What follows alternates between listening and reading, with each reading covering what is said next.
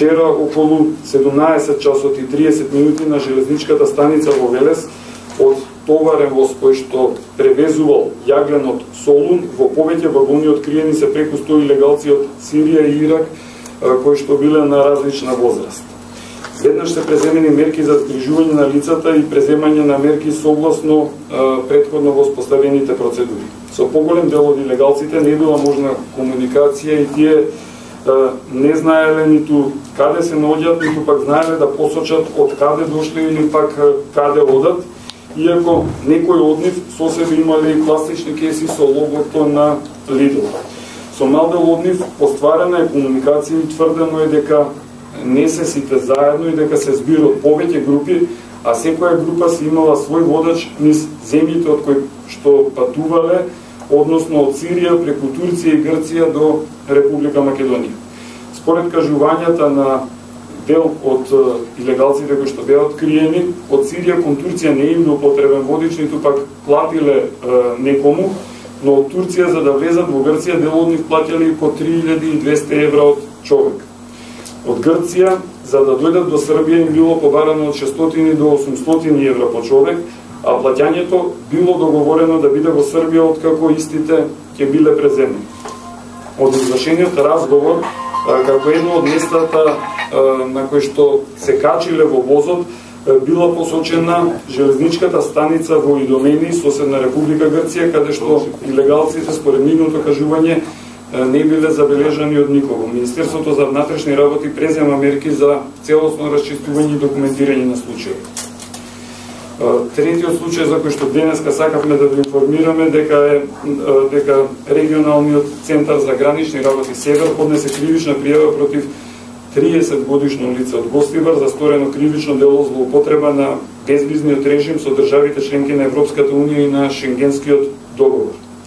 Именно на 21 минатиот месец на граничниот премин Долно Блаце по полициски пат биле депортирани 9 македонски и 1 српски државјанин поради илегален влез во Косово.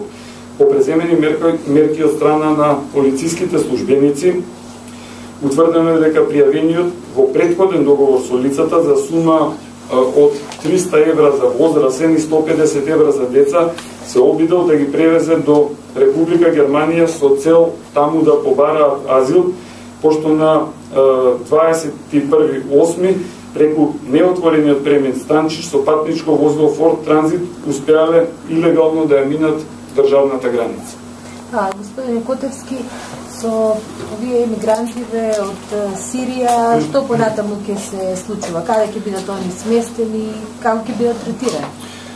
Веќе кажав, дел од мигрантите за кои што имаме докази, располагаме со соодветни докази дека во Република Македонија влегле од соседна Република Грција согласно подпишаните договори за реадмисија, ќе бидат веднаш депортирани во земјата од која што дошле во Република Македонија, односно ќе бидат депортирани, веројатно дел од нив можеби веќе и се депортирани во соседна Република Грција.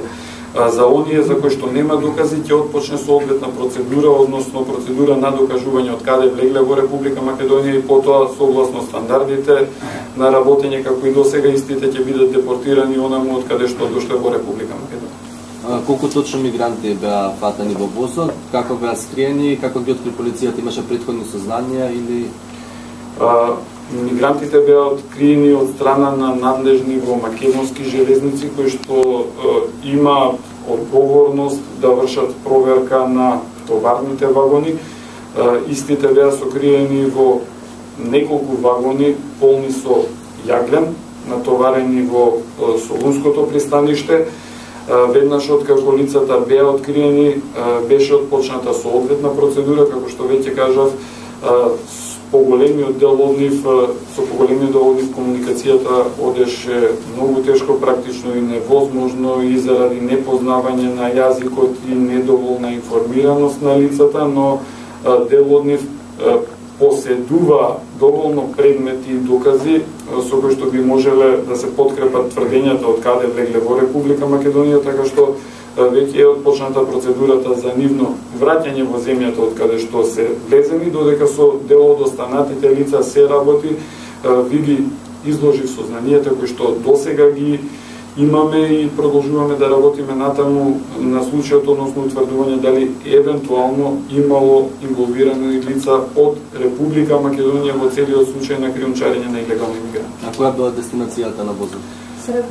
Дестинацијата на возот, јагленот, односно товарот кој што се пренесувал со возот е Југохром Јагуновци, но дефинитивно крајната дестинација на илегалните мигранти кои што се превезувале со овој воз не е Република Македонија, бидејќи како во пракса, како многу пати досега, Република Македонија овие лица ја користат единствено како транзит, односно коридор за заминување кон земјите членки на Европската унија, односно од една земја членка на Европската унија, Грција, каде што веројатно заради економската состојба не можат да најдат соодветен просперитет и живот, се упатуваат преку Република Македонија, Србија и другите земји кон побогатите земји членки на Европската унија.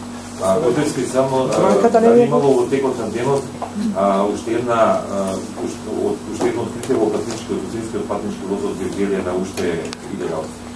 Да, беа откриени уште 9 лица кои што илегално се превезувале, во тек е постапката и за нив. Значи се разговара како влегле, каде влегле, која им била крајната дестинација и дали евентуално имаат контакт со некој од Република Македонија. Значи станува збор за појава која што е особено изразена во летниот период. Ние како Министерство за внатрешни работи досега во повеќе наврати сме нагласувале дека од наша страна ги преземаме сите неопходни мерки и активности за обезбедување на државната граница, но барем за сега можеме само да изразиме повторно очекување дека ќе наидеме соодветен одговор од грчка страна.